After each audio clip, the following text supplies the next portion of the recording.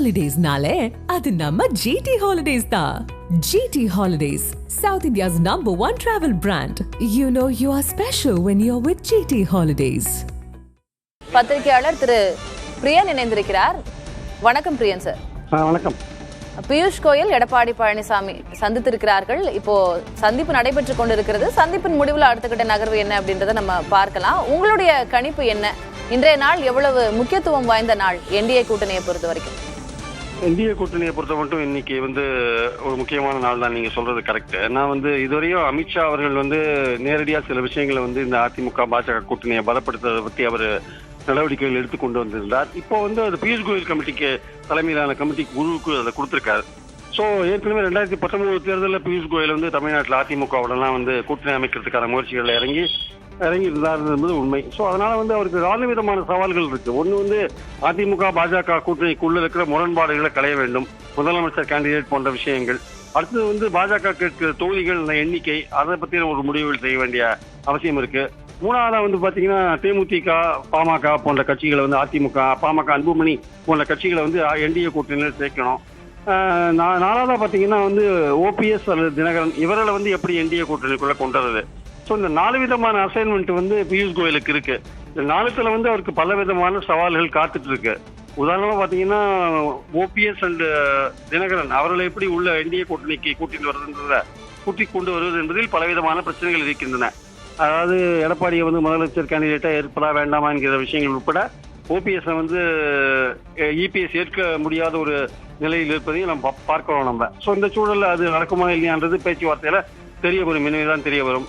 அதே மாதிரி பாமக, அன்புமணி பாமக கண்டிப்பாக என்டிஏவோடு சேருவது உறுதி. ஆனால் ஒன்றுபட்ட பாமகவா உருவாகுமா என்பது சந்தேகத்துக்குரிய ஒரு விஷயமா பார்க்கணும். தேமுதிகவுக்கு பல ஆப்ஷன்ஸ் இருக்கு. தாவேக்கு ஆப்ஷன் இருக்கு, திமுக ஆப்ஷன் இருக்கு, அதிமுக பாஜக கூட்டணி ஆப்ஷன் இருக்கு. ஸோ அவர்கள் எந்த கூட்டணிக்கு போவார்கள் என்பது அந்த இடங்கள் கொடுப்பதை பொறுத்து அது இருக்கிறத பார்க்கிறோம்.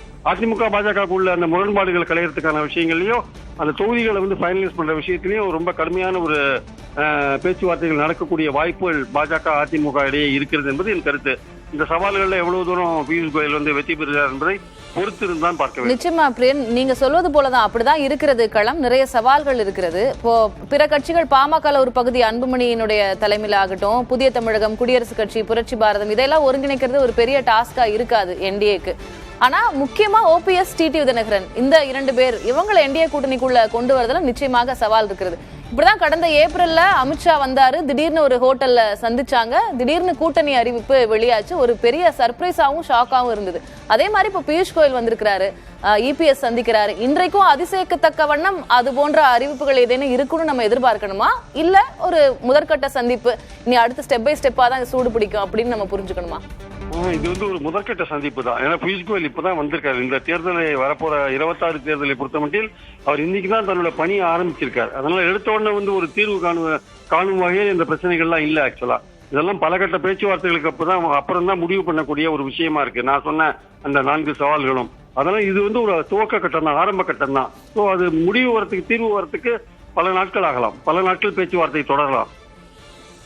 எனக்கு கேள்வி என்ன அப்படின்னா, திரு இபிஎஸ் அவர்களை சமரசம் செய்யக்கூடிய ஒரு முயற்சி, அதுக்காக தான் பியூஷ் கோயல் களமிறக்கப்பட்டிருக்கிறார் அப்படின்னு நம்ம புரிஞ்சுக்கலாம். அது பலன் தருமா? ஏன்னா என்டிஏ கூட்டணியினுடைய தலைமை அவராக தானே இருக்கிறார். தமிழகத்துல கூட்டணியில எந்தெந்த கட்சிகள் சேர வேண்டும் என்ற முடிவினையும் அவர்தான் எடுப்பார் அப்படின்னு தான் பொதுக்குழு கூட்டத்துல தீர்மானம் நிறைவேற்றி இருக்கிறார்கள். பலன் தருமா அது?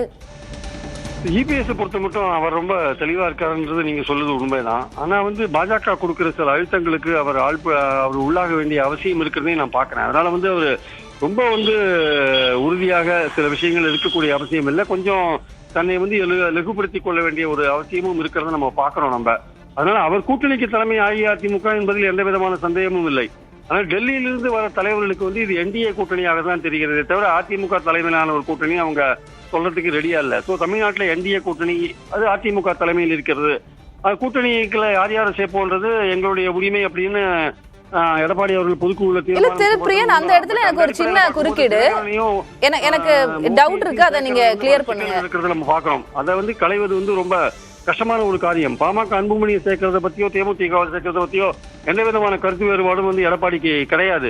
ஆனா இடங்கள் கொடுப்பது பாஜக கேட்கிற தொகுதிகள் அது சம்பந்தப்பட்ட விஷயங்கள பிரச்சனைகள் இருக்கும். அதனால பியூஷ் கோயலுக்கும் எடப்பாடிக்கும் நடக்கிற பேச்சுவார்த்தைகள் என்பது இது ஒரு ஆரம்ப கட்டம் தான். இது வந்து கடினமான பல பிரச்சனைகள் தீர்க்க வேண்டியிருக்கிறத நம்ம பார்க்கிறோம். நம்ம நன்றி பிரியன். நம்ம தொடர்ந்து பார்க்கலாம் என்ன நடக்குது களத்துல அப்படின்னு. உங்களுடைய கருத்து பகிர்வுக்கு நன்றி.